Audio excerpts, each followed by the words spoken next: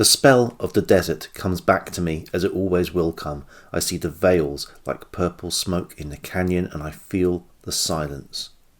And it seems that again I must try to pierce both and get at the strange wild life of the last American wilderness, wild still, almost as it ever was. So said Zane Grey in June 1915 in the foreword to today's book. Hello, my name's Gavin, this is Genre Books, and this is the continuation of my little sub-series 15 Zanes of Grey. This is episode 8 and book number 12, The Rainbow Trail. This is the 1915 sequel to his 1912 breakthrough novel, Riders of the Purple Sage. This book also appeared under the name The Desert Crucible when it was serialized in the Argosy in 1915. The story takes place 12 years after Riders of the Purple Sage, and it's not essential to have read that novel, although it will spoil the ending of that previous book if you read this one first. Riders of the Purple Sage starts, what's it called, in media res, so you're right in the thick of things.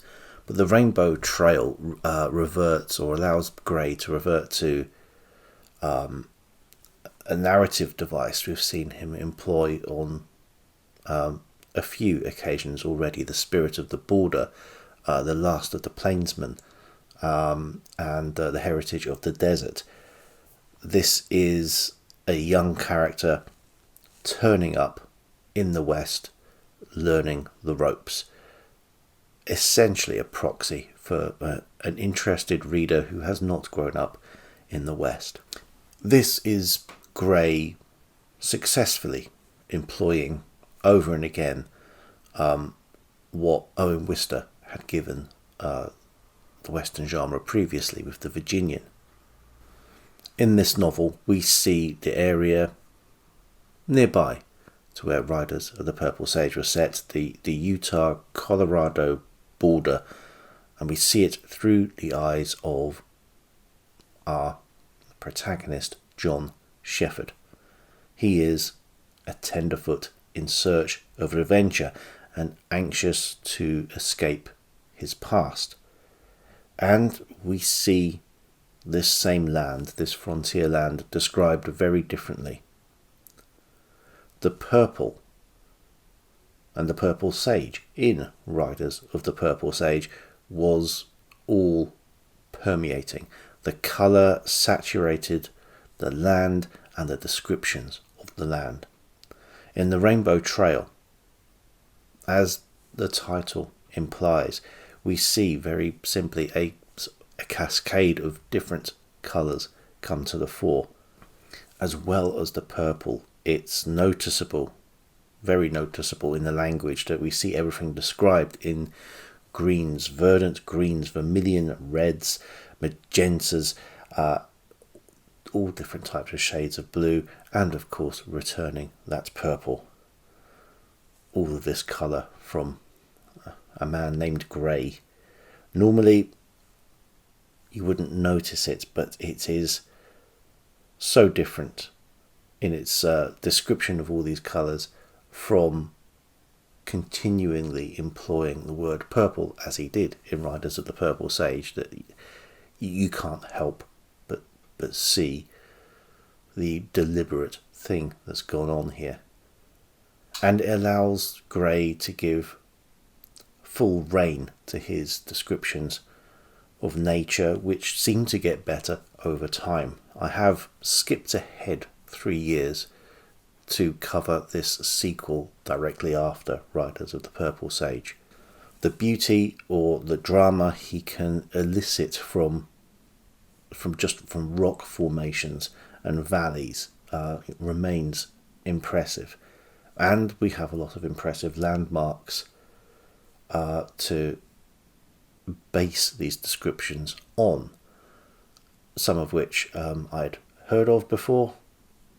Obviously, the Grand Canyon. Others were new to me, and I had to, when I've looked them up, I thought some of them were created just for the book. Turns out I was wrong. We have Echo Cliffs, Navajo Mountain, Elephant's Feet, and the Rainbow Bridge itself. So we see the same land as in Riders of the Purple Sage, but through the eyes of a newcomer. Everything is seen in opposition to the city life the character has previously lived, and seems to be just bursting with life and colour, even though we are describing an arid, rocky terrain. And alongside the description of the landscape, we get a new perspective through Shepherd on things other than the landscape. Riders of the Purple Sage concerned itself with the Mormons in Utah, and specifically the strife caused by enforced polygamy. That is somewhat unchanged in this sequel, although Shepherd, as a man who has lost his faith, is only roused to outright condemnation quite late in the book. The elders of the religion who run the particular community where Shepherd ends up are not quite as bad as the group of elders in Riders of the Purple Sage. But this is a matter of degrees. It's not this amelioration which grabs the attention. Although there does seem to be hints of sympathy towards their way of life occasionally in the book. They are even seen as being persecuted in one scene. And although Grey is not supportive of the lifestyle, he does show you that other people can be quite as bad in their own way. Rather, the change in his treatment of Mormons in this book is the focus which he brings to bear on members of the Mormon community, like, for example, a character called Joe Lake, who have outgrown the polygamous practices. He is a young man who wants to get married, but only to one person, and he has no desire to. He wants to follow the Mormon faith, but he doesn't feel he needs to tick all of the boxes. You feel it's a practice that he's actually outgrown, and you have a number of what Grey here calls sealed wives. I don't know if that's a common term, but basically these are the younger wives of old polygamous Mormon elders. Naturally, polygamy only works one way. You wouldn't expect a Mormon wife to have multiple husbands. That would just be ungodly. But we have a character, a few characters, but noticeably one called Ruth, who has decided not to put up with being a second or third string wife any longer. In both of these characters we find both bravery and hope for the future. Shepherd is reluctant to offend these characters when he interacts with them, but he really need not have worried so much.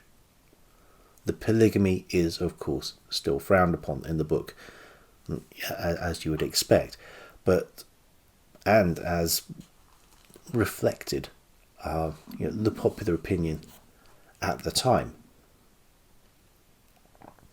But the one act perpetrated by the Mormons, which is really sort of beyond the pale, is one that is reflected in flashback and occurs chronologically very soon after the events of Riders of the Purple Sage.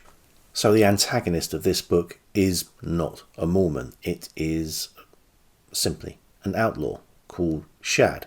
Now Shad is he's accepted by the Mormon community, he's possibly tacitly supported by them, but he has no greater calling than just to be an outlaw, and he is largely sort of indiscriminate in his wrongdoing.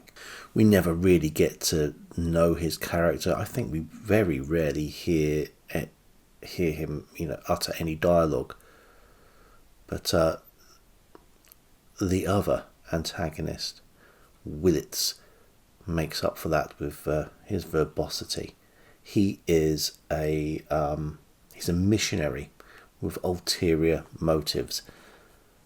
We first see him very near the beginning of the book trying essentially to molest a Native American girl, and he's stopped by Shepherd, who, showing that he can be a man of action, assesses the situation straight away and ends up punching the missionary in the face.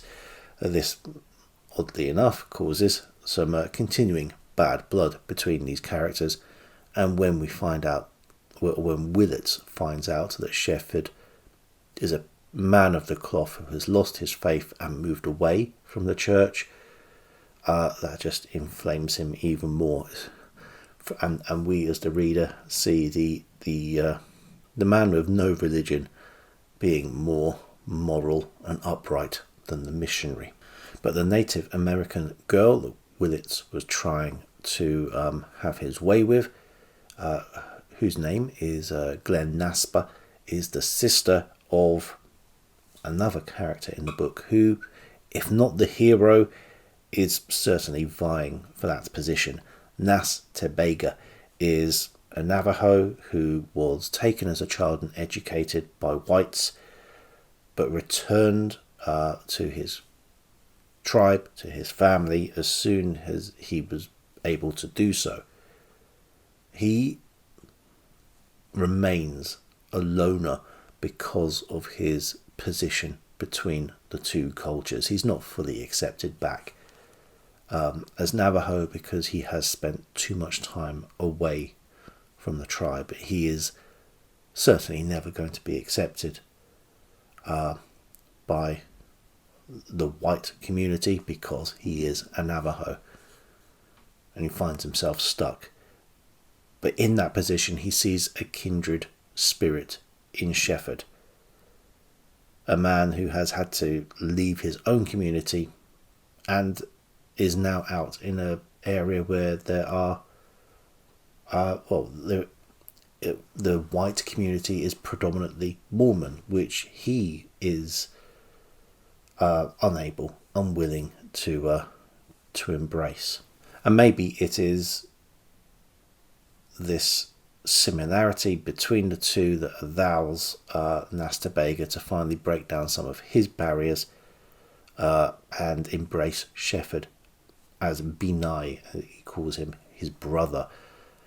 It's certainly helpful that Shepherd has defended his sister. In Zane Grey books up to now, we have seen Native Americans portrayed both as the stock villains in some books and as in more sympathetic portrayals in other books and novels.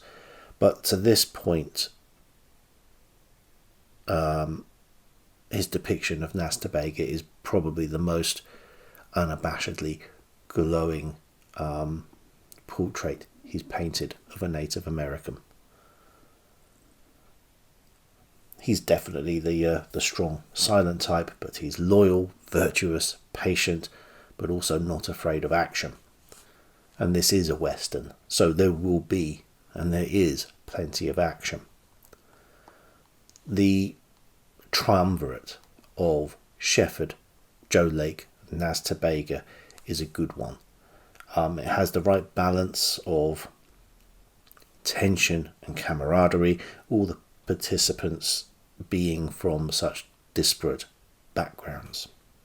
The object of Shepherd's adventure in the West is to search for Faye Larkin, the little girl from Riders of the Purple Sage, who is now a young woman. He fails to find her and is told and believes her to be dead. And he instead throws himself into the ways of the West. So he takes a job working for a trader and learns how to conduct himself, learns the horsemanship, learns to endure punishment and pain. And in this journey for Shepherd, this is where the alternate title of The Desert Crucible really does come into play. This is certainly reflected in this journey from greenhorn to frontiersman. I'm not trying to give too much about the book away, but I hope so I will leave it there as far as describing the book. I felt a bit safer doing it with Riders of the Purple Sage because many more people had read this. I'm not sure that as many people have read the sequel, but I would encourage you to do so. It's more than a worthy sequel. I really enjoyed this. Or watch one of the film adaptations. I think it's been made not as many times into films as Riders of the Purple Sage, but there have been 3 adaptations, of which 2 survive.